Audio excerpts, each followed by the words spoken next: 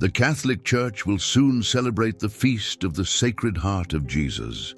Do you know the true origins of this devotion, which has transformed the spiritual lives of millions of the faithful? Have you reflected on the power and meaning of the promises associated with it? Beyond images and practices like First Fridays, this devotion reveals an ever-relevant message. The message of a God whose heart burns with love for us and awaits our response in an increasingly indifferent world. Chapter 1. The historical context. The 17th century presented the Catholic Church with profound contrasts and challenges. Europe was slowly recovering from the divisions caused by the Protestant Reformation, while the Catholic Counter-Reformation reached its full maturity with new expressions of piety, institutional reforms, and intense missionary activity. France, where the revelations of the Sacred Heart would occur, was under the reign of Louis XIV, the Sun King, whose political absolutism was accompanied by a complex relationship with the Church, marked by Gallican tendencies seeking a degree of autonomy from Rome. In this context, a theological current exerted a particularly strong influence on French Catholic spirituality, Jansenism, inspired by the ideas of Cornelius Jansen, Bishop of Ypres. This movement emphasized a rigorous interpretation of Augustinian doctrine on grace and predestination. The Jansenists presented God primarily as a severe judge, highlighting the corruption of human nature by original sin and promoting an extremely rigorous morality. This vision produced a spirituality characterized by fear, where the reception of the sacraments, especially the Holy Eucharist, was surrounded by such demands for purity and perfection that many faithful abstained from communion for years, considering themselves unworthy. Simultaneously, theological controversies intensified with the rise of philosophical rationalism, represented by figures like Descartes and later the encyclopedists, who began to question the traditional foundations of faith. Revealed religion faced the challenge of a reason that demanded autonomy from all authority, including the divine. This intellectual climate contributed to a progressive desacralization of the worldview and the emergence of deism, which, while not denying the existence of God, conceived of him as a distant entity, a great clockmaker who, after creating the universe, let it function according to natural laws without intervening in human history. The spiritual lives of ordinary believers were affected by these seemingly contradictory trends, which converged in a cooling of the personal relationship with Christ. On the one hand, the rigor of Jansenism generated a religiosity based on fear rather than love. On the other, nascent rationalism reduced faith to an ethical system or a set of abstract truths, stripping it of its affective and experiential dimension. In many cases, religious practice became a formalistic fulfillment of duties, without the warmth of a living relationship with a personal and loving God. It was precisely in this context of spiritual coldness that divine providence would prepare a response that would remind the Christian world of the centrality of love in the gospel revelation. This response would come through a humble religious sister of the Visitation Order. In a small convent in French Burgundy, Margaret Mary Alacoque, chosen to be the messenger of Christ's burning heart, a symbol of his infinite love for humanity and a divine antidote to the rigorism and indifference that threatened to distort authentic Christian spirituality. Chapter 2. St. Margaret Mary Alacoque. Margaret Mary Alacoque was born on July 22, 1647, in Lautecourt, a small village in Burgundy, France, into a well-to-do and deeply Christian family. Her father, Claude Alacoque, was a royal notary and judge of several local lordships, while her mother, Philiberte Lamine, was known for her piety and charity.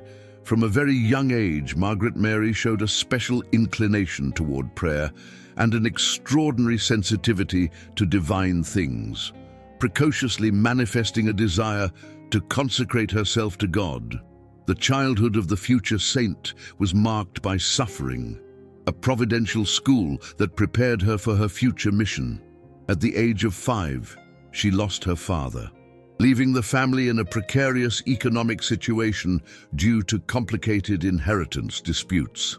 Shortly afterward, she was sent to a boarding school with the Poor Clares, where she received her first education and made her first communion at the age of 9, an experience she would later describe as a moment of profound union with Christ. This ordeal of family separation was followed by a painful illness that kept her bedridden for 4 years, during which time she developed an intense life of prayer and a special devotion to the Virgin Mary, to whom she would attribute her cure, which occurred after she vowed to dedicate herself to religious life. The return to the family home did not mean the end of her trials. Her mother, weakened by economic problems, had practically ceded domestic authority to relatives who treated Margaret Mary harshly, relegating her to menial tasks and even limiting her time for prayer.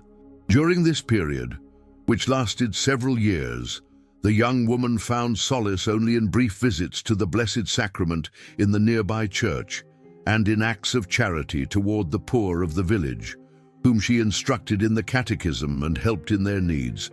This experience of domestic humiliation, accepted with patience and abandonment to the divine will, forged in her virtues of humility and strength that would be fundamental to her future mission.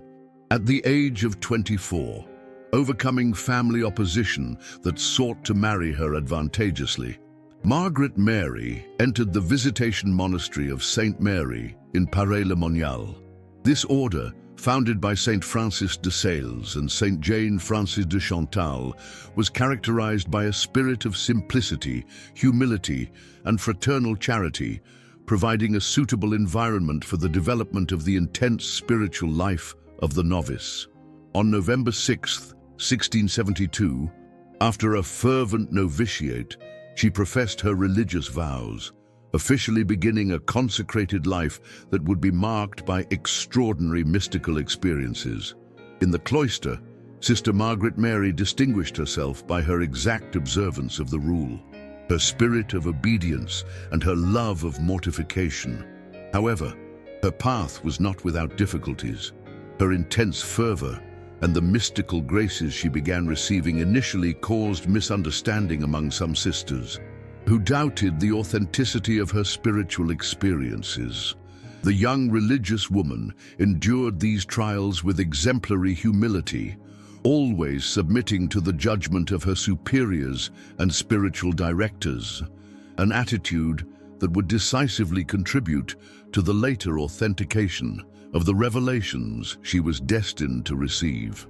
This combination of extraordinary mystical experiences and solid daily virtues prepared the ground for the great mission the Lord had in store for her, to be the confidant and messenger of the Sacred Heart of Jesus for the entire Church. Chapter 3. The Great Visions, the supernatural manifestations that would make Margaret Mary the Apostle of the Sacred Heart, formally began on December 27, 1673, the feast day of St. John the Evangelist, the beloved disciple who had rested his head on Christ's chest during the Last Supper. While the young religious woman prayed before the Blessed Sacrament, Jesus appeared to her and allowed her, like John, to rest upon his chest, revealing to her the mysteries of his heart. In this first great vision, the Lord showed her his heart, as if on a throne of flames, more radiant than the sun and transparent as crystal, crowned with thorns, with a cross at its apex, and an open wound from which flames streamed. Christ explained that these flames represented his burning love for humanity. The thorns symbolized the ingratitudes received, and the wound remained open as a continuous source of mercy and grace. The second important revelation likely occurred in 1674, when Christ showed her his heart burning with love and asked for the reparatory communion of the first Fridays. I ask that the first Friday after the octave of the Blessed Sacrament be dedicated to a particular feast to honor my heart, receiving communion that day and repairing its honor through an act of reparation to compensate for the indignities it has received during the time it has been exposed on the altars, the Lord told her. This practice of First Fridays would become one of the most characteristic and widespread elements of devotion to the Sacred Heart. The third and most celebrated revelation took place in June 1675, during the octave of Corpus Christi.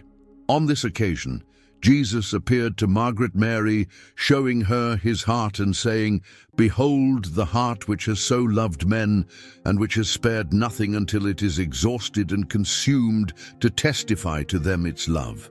And in return I receive from most, not gratitude, but ingratitude for their irreverences and sacrileges, and for the coldness and contempt they have for me in this sacrament of love."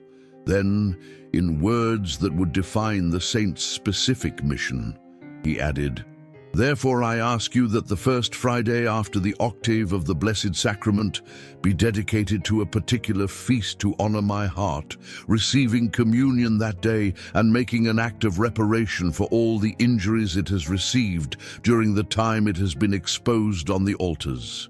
In this same vision, or possibly in a later one, Christ confided to Margaret Mary what would become known as the Great Promise. "I promise you, in the excessive mercy of my heart, that its omnipotent love will grant to all those who receive communion on 9 consecutive First Fridays of the month the grace of final perseverance. They will not die in my displeasure, nor without receiving the sacraments. My divine heart will be their safe refuge in that last moment."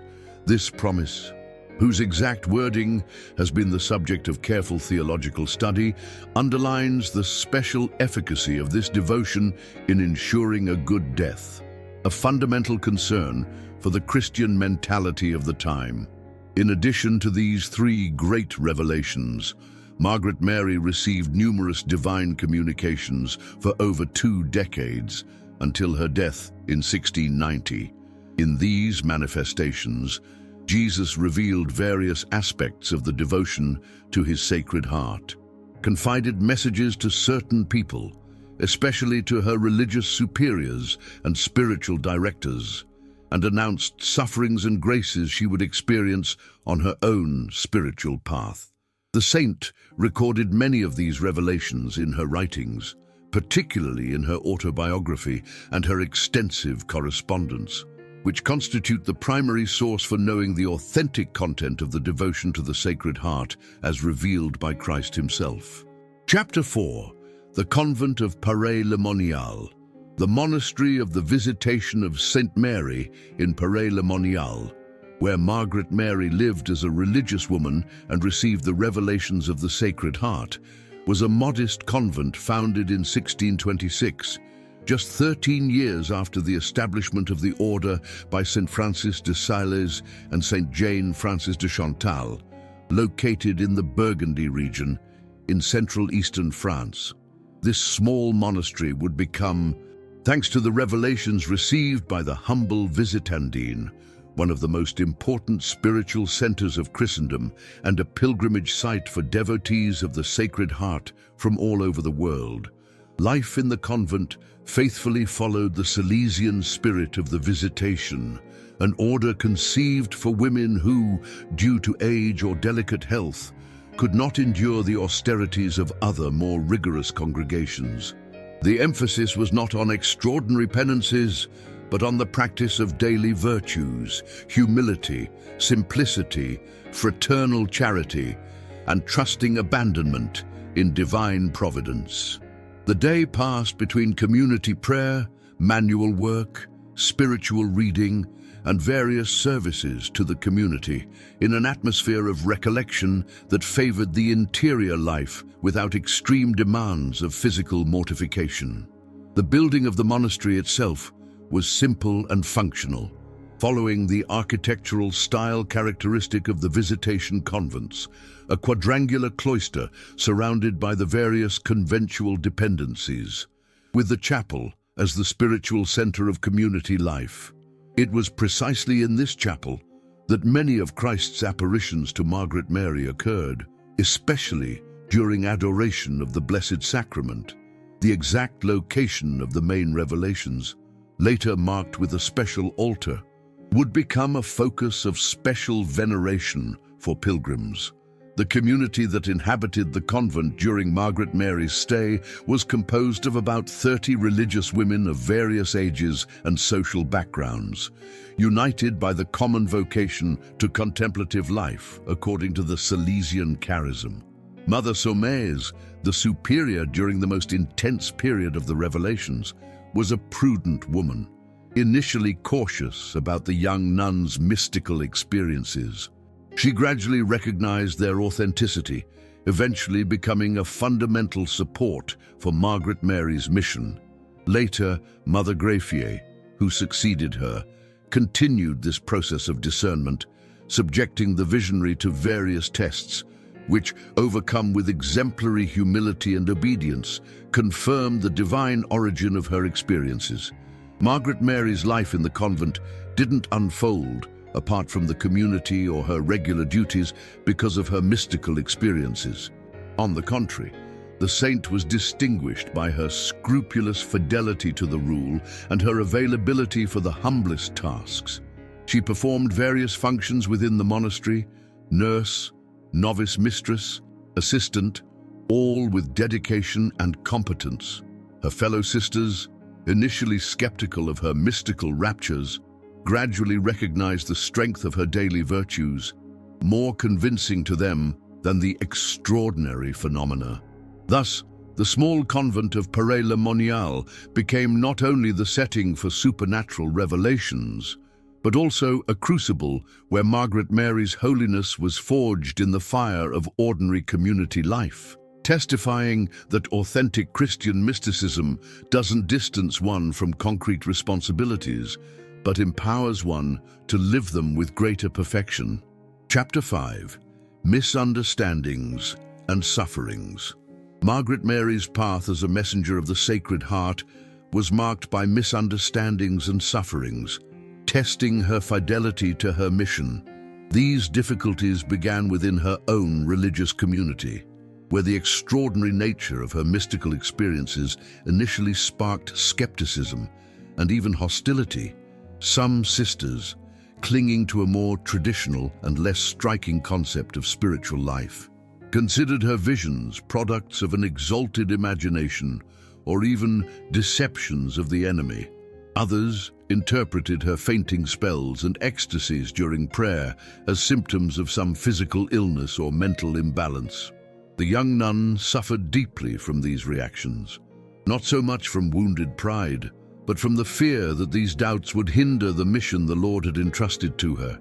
She was often seen weeping silently before the Blessed Sacrament, asking Jesus that, if it was his will, he would free her from these outward manifestations that provoked comments and distracted the community. However, the visions continued, and with them the inner certainty that she must transmit the message received, regardless of the difficulties this would entail. The convent superiors, responsible for discerning these extraordinary phenomena, subjected Margaret Mary to various tests to verify the authenticity of her experiences. Mother Saumaise and later Mother Greffier ordered her to write down her visions in detail, rigorously questioned her about their content, consulted expert theologians, and meticulously observed her behavior in community life. At times, to test her obedience and humility, they forbade her the devotional practices Christ had indicated to her, such as the Holy Hour on Thursdays or First Friday Communion. Margaret Mary accepted these restrictions with perfect submission, convinced that obedience to her superiors was more pleasing to God than any private devotion. To these external trials were added intense inner struggles. The responsibility of being the bearer of a divine message for the entire church was overwhelming for one who considered herself the most unworthy and limited of creatures. She frequently experienced doubts about the reality of her visions, fearing she was a victim of illusions, or worse, an unwitting instrument for spreading practices not authorized by the Church. The enemy took advantage of these moments of fragility to intensify his temptations, suggesting that she abandon this impossible mission and be content to live as a simple nun without extraordinary pretensions. Jesus himself had warned her that her path would be strewn with thorns. Prepare yourself for many battles and sufferings. You will be contradicted, mocked, despised, and treated as a visionary, he had said in one of his apparitions. However, he had also promised her constant assistance. Do not fear, I will be with you. This inner assurance sustained Margaret Mary in the darkest moments, allowing her to persevere despite external opposition and internal doubts. Physical suffering was also an integral part of her mission as a victim soul associated with the suffering heart of Christ. Frequent illnesses, some inexplicable to the doctors of the time, kept her in a state of almost constant weakness. To this were added voluntary mortifications, authorized by her spiritual directors, with which she sought to unite herself more intimately to the sufferings of her Lord and offer reparation for the sins that wounded his heart. This sacrificial aspect of her life, although less known than the revelations she received, constituted an essential element of her vocation as an apostle of the Sacred Heart, reminding us that authentic devotion consists not only in outward practices, but in a deep participation in the redeeming love of Christ. Chapter 6. Saint Claude La Colombière Divine Providence, which had chosen Margaret Mary as the messenger of the Sacred Heart, provided her with the providential support she needed in the person of Saint Claude La Colombière. This French Jesuit, born in 1641 in Saint-Symphorien d'Auzon, arrived in Paray-le-Monial in February 1675 as superior of the small Jesuit residence and preacher of the Visitation Convent. His encounter with Margaret Mary would mark a decisive turning point in the history of devotion to the Sacred Heart. Claude La Colombière was no ordinary priest, a brilliant intellectual, trained in the best academic centers of the Society of Jesus, gifted with exceptional oratorical qualities, and the author of notable spiritual works. He had also done his third year of probation under the direction of Father Vincent Huby, one of the great spiritual masters of his time. This intellectual and spiritual background prepared him especially to discern with prudence and depth the mystical experiences of the humble visitandine. Moreover, his own interior life, characterized by an intense devotion to Christ and a high degree of prayer, made him particularly receptive to the message of the Divine Heart. The first truly significant meeting between these two saints occurred when Sister Margaret Mary, following an inner prompting during prayer, requested an audience with the convent's new spiritual director. After intense prayer on both their parts, the nun, overcoming her natural shyness, opened her soul completely to him, revealing all the extraordinary graces she'd received and the doubts and sufferings they caused her.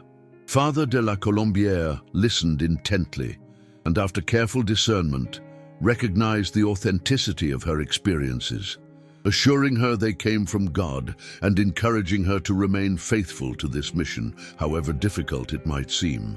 This acknowledgement from a priest of Father de la Colombière's spiritual and intellectual stature provided crucial support for Sister Margaret Mary. For the first time, someone with authority and expertise in spiritual matters fully validated her visions and understood the importance of the message entrusted to her. This confirmation not only dispelled her personal doubts, but also began to shift the community's perception of her, especially that of her superiors, who held the Jesuits' discernment in high regard.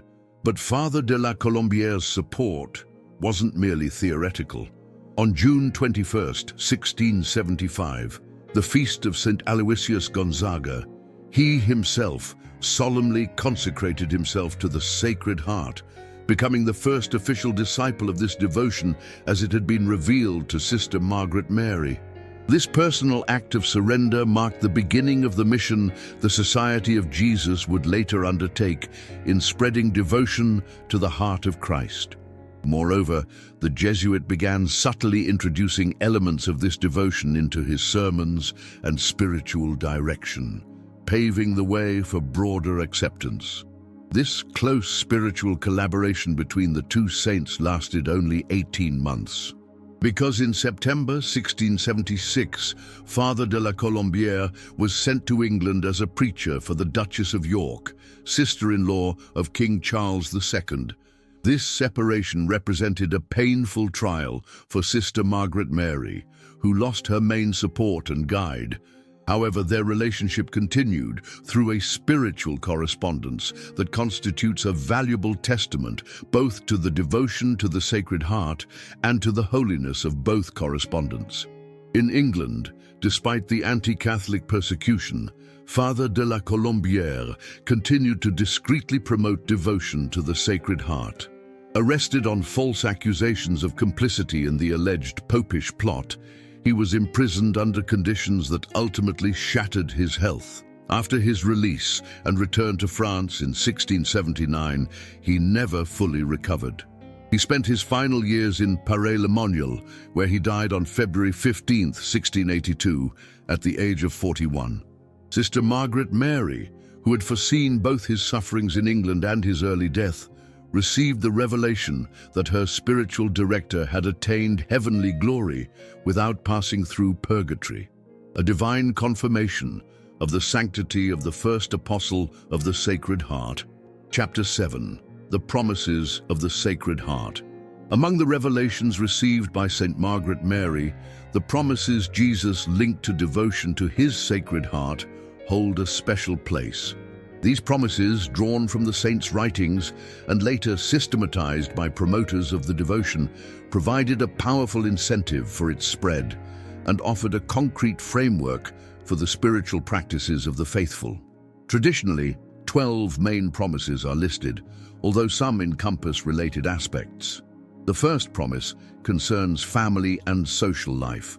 To families where my image is displayed and venerated, I will give peace, and I will bless them. This promise, at a time when the image of the Sacred Heart was beginning to be introduced into Christian homes, underscored the familial and social nature of this devotion, not limited to the strictly personal or conventual sphere.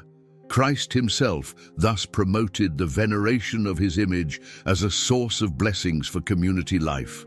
The second specifically addresses spiritual life. I will bless the places where the image of my heart is displayed and honored.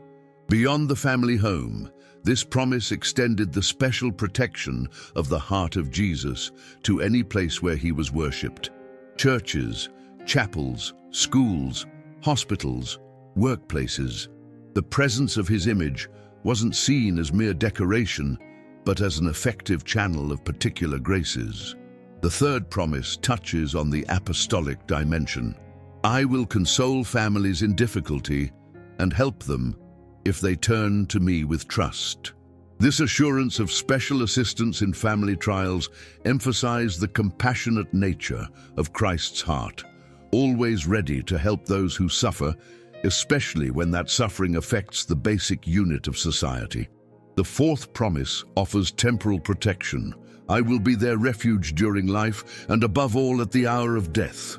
In an era when death was a far more present and feared reality than in our day, this promise of special protection at the crucial moment of transition held a particularly consoling value. The heart of Jesus presented itself as a safe haven, not only during the vicissitudes of earthly life, but especially at the decisive moment of death. The fifth promise relates to undertakings and work. I will abundantly bless their enterprises. This guarantee of blessing for human activities, both professional and apostolic, indicated that devotion to the Sacred Heart wasn't disembodied spirituality, but encompassed all dimensions of existence, including daily work, lived as collaboration in God's creative and redemptive work. The sixth promise touches the heart of Christian life. Sinners will find in my heart an infinite ocean of mercy. In the face of Jansenist rigorism, which presented God primarily as a severe judge, this promise emphasized the boundless mercy of Christ's heart, always ready to forgive the repentant sinner, however serious their faults. This reconciling dimension was one of the most characteristic and appealing aspects of the devotion. The seventh promise addresses spiritual life. Lukewarm souls will become fervent. For those Christians who lived their faith routinely or minimally, without enthusiasm or deep commitment, contact with the ardent love of Christ's heart presented itself as a spiritual stimulant, capable of transforming mediocrity into genuine fervor. The eighth promise also refers to spiritual growth. Fervent souls will rise rapidly to great perfection. This promise indicated that devotion to the Sacred Heart wasn't just for beginners or souls needing conversion, but also for those already advanced on the spiritual path, for whom it would be a powerful means of progressing towards holiness. The ninth promise has a community aspect. I will bless the houses where the image of my Sacred Heart is exposed and honored. While similar to the first two, this promise specifically emphasized the blessing upon the physical locations where the image of the heart of Jesus was venerated, suggesting a kind of consecration of the space that would serve as protection against negative influences. The 10th promise is directed specifically to priests. I will give priests the gift of moving the most hardened hearts. This promise, special to ministers of the altar, underscored the particular apostolic effectiveness those promoting this devotion would obtain, enabling them to reach even the souls furthest away or most resistant to grace. The 11th promise again has a familial character. Those who propagate this devotion will have their names written in my heart, and it will never be erased. For active promoters of the devotion, this promise offered a particularly comforting guarantee: the perpetual inscription in the heart of Christ, a symbol of special predilection and permanent divine protection. The 12th promise, finally, is the most well-known, and the one that has generated the most theological literature. I promise, in the excessive mercy of my heart, that my omnipotent love will grant to all who receive Holy Communion on 9 consecutive first Fridays of the month the grace of final perseverance. They will not die in my displeasure, nor without receiving the sacraments. My divine heart will be their safe refuge in that last moment. This great promise, specifically linked to the practice of the 9 First Fridays, offered the most precious grace for a believer: final perseverance and a holy death, a guarantee of eternal salvation. Chapter 8. The Great Promise. Among all the promises linked to devotion to the Sacred Heart, none has had as much impact on popular piety as the well-known Great Promise, related to the practice of the 9 First Fridays. This promise, revealed to St. Margaret Mary, likely during the Third Great Apparition in 1675, offers nothing less than the grace of final perseverance, that is, the guarantee of dying in a state of grace, and therefore attaining eternal salvation. According to the saints' writings, Jesus revealed to her, I promise you, in the excessive mercy of my heart, that my omnipotent love will grant to all who receive Holy Communion on 9 consecutive first Fridays of the month the grace of final perseverance. They will not die in my displeasure, nor without receiving the sacraments. My divine heart will be their safe refuge in that last moment. This promise clearly establishes 3 elements: the required practice, communion during 9 consecutive First Fridays, the promised grace, final perseverance, and the means by which it will be granted, the mercy of the Sacred Heart of Jesus. The practice of the 9 First Fridays essentially consists of receiving Holy Communion on the first Friday of 9 consecutive months, with the appropriate dispositions of faith, devotion, and a state of grace. Although not explicitly mentioned in the promise, tradition has habitually added elements such as prior sacramental confession, attendance at the complete Holy Mass, prayer for the intentions of the Pope, and some act of reparation for offences committed against the Sacred Heart. The most emphasized aspect is the uninterrupted continuity of the 9 months. It being considered that if one First Friday is omitted, the series must be started again. The theological meaning of this promise has been the subject of considerable reflection and some debate. The Church, while having officially approved the devotion to the Sacred Heart and the revelations of Saint Margaret Mary in general, has never issued a definitive judgment specifically on the Great Promise. Theologians have sought to interpret it in harmony with Catholic doctrine on grace, free will, and salvation, avoiding both a minimalist interpretation that would reduce it to a mere probability and a maximalist interpretation that would turn it into an automatic guarantee independent of personal dispositions. A balanced interpretation, which respects both the literalness of the promise and the fundamental principles of Catholic theology, understands that Christ offers here a very special grace, special divine assistance to persevere in good until the end, and to receive the necessary help at the moment of death. However, this grace does not annul human freedom, nor does it constitute a dispensation to live negligently after completing the 9 Fridays. Rather, the practice itself, carried out with the appropriate dispositions, habitually generates a bond of love with Christ, which naturally leads to living according to His will. The pastoral impact of the Great Promise has been extraordinary. Since it began to spread, millions of faithful throughout the world have devoutly practiced the 9 First Fridays, finding in this devotion a powerful means of personal sanctification and an invaluable comfort in the face of the uncertainty of the moment of death. Parishes and sanctuaries dedicated to the Sacred Heart often experience a particularly large influx of faithful on First Fridays, this tradition being maintained even in times of general decline in religious practice. At the same time, the understanding of this practice has evolved with the theological and pastoral maturation of the Church. While in past times there might sometimes have been a somewhat mechanical approach, focused almost exclusively on securing salvation through the exact fulfillment of the requirements, contemporary theology has emphasized more the relational aspect, the 9 First Fridays as a path to deepening friendship with Christ, as an expression of the desire to correspond to His love, and as an opportunity to shape one's life according to the sentiments of His heart. This interpretation, without denying the value of the literal promise, places it in the broader context of Christian spirituality, centered on the personal relationship with Jesus and on the progressive transformation of the believer in His image. Chapter 9. Expansion of the devotion. The spread of devotion to the Sacred Heart, as revealed to Saint Margaret Mary, followed a gradual but constant path, initially facing resistance, but progressively gaining favor with both ecclesiastical authorities and the faithful.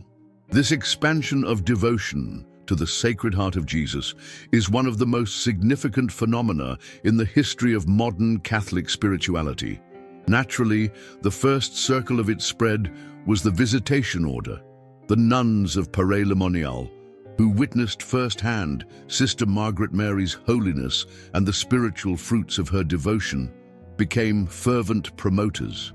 From there, through correspondence between monasteries and visits from superiors and foundresses, the devotion spread to other visitation convents in France and later to other countries. Each visitation monastery became a new center radiating this spirituality. Simultaneously, the Society of Jesus played a crucial role in its dissemination. Following the example of Saint Claude La Colombière, numerous Jesuits embraced this cause. Father Joseph de Gallifet's work was especially important. As assistant to the General of the Society in Rome, he tirelessly worked for the official approval of the Feast of the Sacred Heart, publishing in 1726 his work De Cultu Sacratissimi Cordis Dei et Domini Nostri Jesu Christi, the first systematic theological defense of this devotion. Through their colleges, popular missions, and publications, the Jesuits spread the devotion not only in Europe, but also in the mission territories of the Americas, Asia, and Africa. The publication of St. Margaret Mary's autobiography in 1729, 9 years after her death, and later of her letters and other writings, significantly contributed to making known both her revelations and her exemplary life of holiness. These works, translated into numerous languages, inspired many faithful to adopt the devotional practices she promoted, especially the Holy Hour, First Friday's Communion, and acts of reparation. Institutionally, a decisive moment was the first official approval by the Holy See. In 1765, Pope Clement XIII authorized the liturgical celebration of the Feast of the Sacred Heart for Poland and the Roman Archconfraternity of the Sacred Heart. This limited approval paved the way for the universal recognition that would come in 1856, when Pope Pius IX extended the feast to the entire Church, setting it for the Friday following the octave of Corpus Christi, exactly as requested in the revelations to St. Margaret Mary. The 19th century saw an extraordinary flourishing of religious congregations inspired by the spirituality of the Sacred Heart. The best known is the Society of the Sacred Heart, founded by St. Madeleine Sophie Barat in 1800, primarily dedicated to the education of girls according to the spirit of the Heart of Jesus. Also emerged the Priests of the Sacred Heart, founded by Father Léon Dehon, the Missionaries of the Sacred Heart, and numerous women's institutes with diverse charisms but united by the centrality of devotion to the heart of Christ in their spirituality.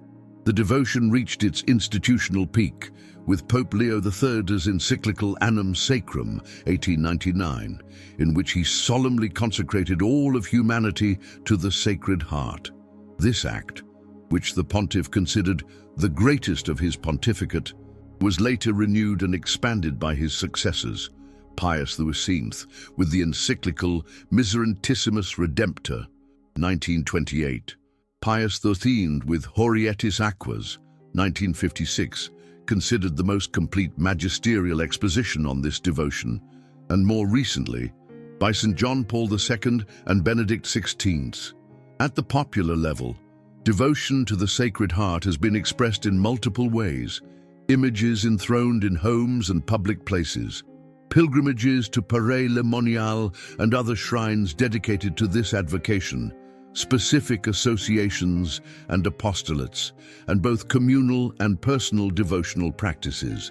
Particularly significant has been the custom of consecrating families to the Sacred Heart, with the solemn enthronement of its image in the home, a practice promoted especially by Father Matthew Crawley Bovey at the beginning of the 20th century and which quickly spread throughout the Catholic world. Chapter 10. Prayer to the Sacred Heart of Jesus. Most Sacred Heart of Jesus, inexhaustible fountain of love and mercy, we come to you confidently, inspired by the example of St. Margaret Mary Alacoque, your faithful messenger, you who revealed to this humble religious the infinite treasures of your heart. Open to us also that divine sanctuary where we may find refuge, consolation, and strength. We thank you, Lord, for the inestimable gift of your heart, which beats with love for each of us. In a world marked by indifference and individualism, your pierced heart reminds us of the infinite value of each person and calls us to love as you have loved.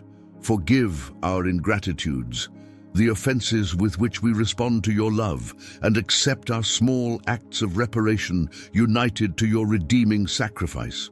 O Jesus, who promised special blessings to those who honor and trust in your Sacred Heart, we ask you to fulfill your promises in us and in our families. Make our homes true sanctuaries where you reign as Lord and friend. Transform our lukewarm hearts into fervent hearts that burn with the fire of your love. Grant to priests the gift of touching the hardest hearts, and to all of us the incomparable grace of final perseverance. Heart of Jesus, who revealed to St. Margaret Mary your desire to reign in all nations, look compassionately upon our world divided by conflicts, injustices, and hatreds. May your kingdom of love, justice, and peace spread throughout the earth, beginning with our own hearts. Guide rulers and peoples to the recognition of your loving sovereignty, the source of true freedom and human dignity. In the hour of our trials and temptations, be our sure refuge in uncertainty, our light in weakness, our strength, and in the final moment of our earthly life, the guarantee of our eternal destiny. May we live and die in your most loving heart, to sing eternally the mercies of the Lord. Amen.